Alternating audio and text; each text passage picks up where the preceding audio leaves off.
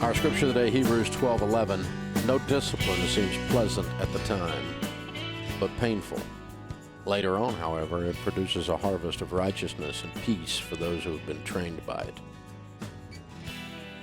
Henry Ward Beecher says, the little troubles and worries of life may be as stumbling blocks in our way, or we may make them stepping stones to a nobler character and heaven. Troubles are often the tools by which God fashions us for better things.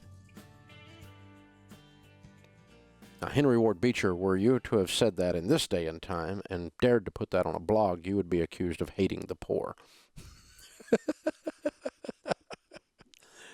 The little troubles and worries of life may be as stumbling blocks in our way, or we may make them stepping stones to a nobler character and to heaven.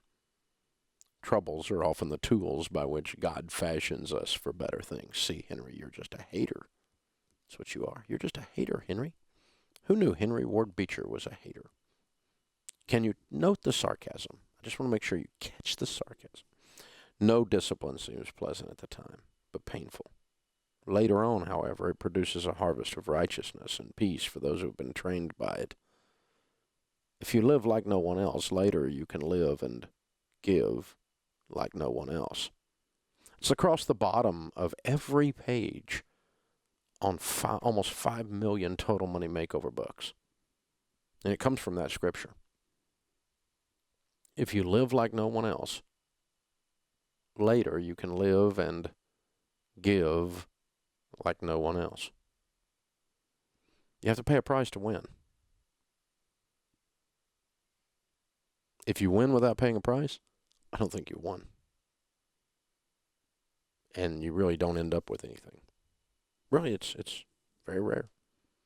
Dave, all those rich people, they inherited their money. I hear that all the time, you know. The interesting thing is the research and the facts don't back up that mythology. They don't.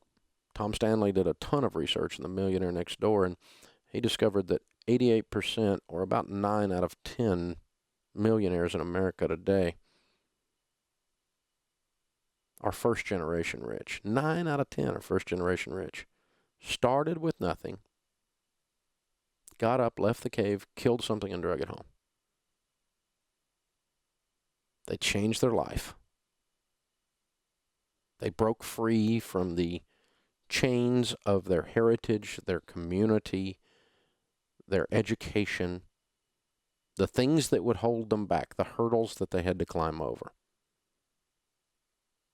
And they're every color, and they're every sex, and they're every nationality.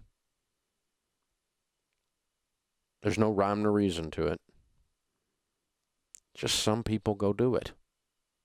Oh, by the way, the Forbes 400, which is the 400 wealthiest people in North America today, as rated by Forbes magazine. Of the 400, a little over 300 of them are billionaires. That's 1,000 million. Of those, 67%, 2/3 of them, approximately 250, 260 of them out of the 400 are first-generation rich. And that's billionaires, and in many cases, multi-billionaires. See, Warren Buffett's first-generation rich. The Walton family, or Sam Walton, was first-generation rich. The Walton kids today are second-generation rich. But first-generation rich.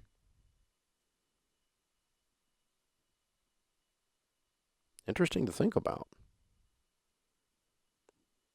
In other words, the troubles that you have and the worries of life can be stumbling blocks in our way, or we can make them stepping stones. You see, I've discovered that the gleaming mountain of success is not really a gleaming mountain. It's more like a pile of garbage. But you're just standing on it versus laying under the garbage. Most of us that have achieved any level of scale to success in parts of our lives, or whether it's wealth or marriage or kids or our spiritual walk or whatever, have had a massive number of failures along the way. And for some reason, just didn't quit. And you can list company after company, person after person. Oh, here's a really weird one for you. Insurance company did this piece of research that shows that if you immigrate to this country, if you come to this country from another country legally, I need to enunciate that carefully, you come here legally under a visa and proper immigration laws and so forth, you are 4 times more likely to end up a millionaire than one of us good old boys who was homegrown here. The reason is that people believe in this country. Sometimes people who don't live here believe in this country more than those of us who live here. I mean, why is it that people, for instance, in the Vietnamese communities have unbelievable success ratios? Why is that? Now, certainly there's some turkeys that are Vietnamese, don't misunderstand, just like there's rednecks and hillbillies like me that are good people, and there's some turkeys in that group as well. I mean, we can say this about any group. But why is that? Why is it that you can take, I think you know the story. Yeah, I read one of them in Chicken Soup for the Soul. You remember that old book, Chicken Soup for the Soul? It was about a family that came from an Asian country, and they opened a dry cleaner, and they lived in the back of the dry cleaners, and then they lived upstairs above the dry cleaners. If they made a little money, they built it out, and then they bought another dry cleaners, and they bought another dry cleaners, and they bought another dry cleaners, and they bought another dry cleaners, and they're still living upstairs in the dry cleaners because they were more concerned about changing the future of the next generation than they were their current comfort. But too many people now sacrifice their future for their current comfort. One definition of maturity is learning to delay pleasure. Immature people can't delay pleasure. Adults devise a plan and follow it. Children do what feels good.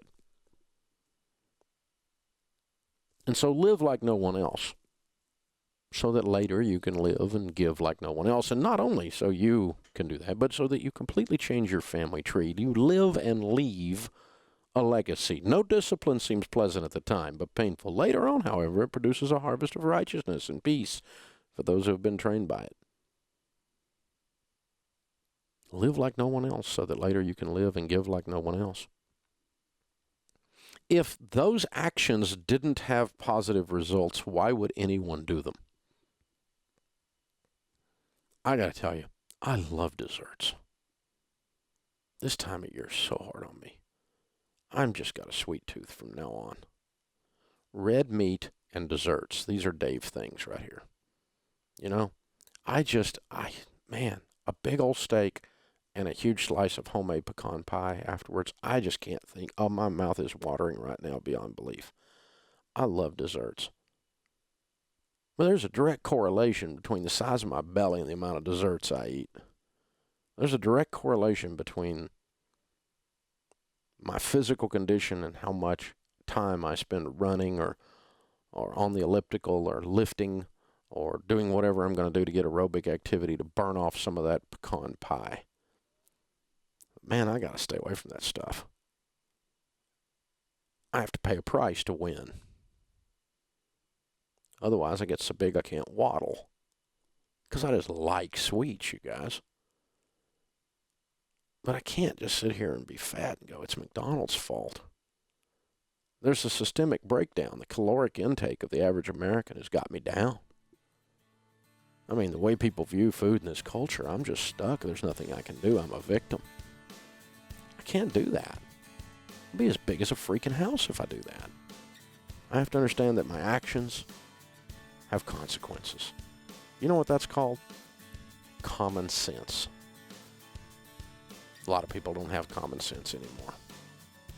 That's why this show is so popular.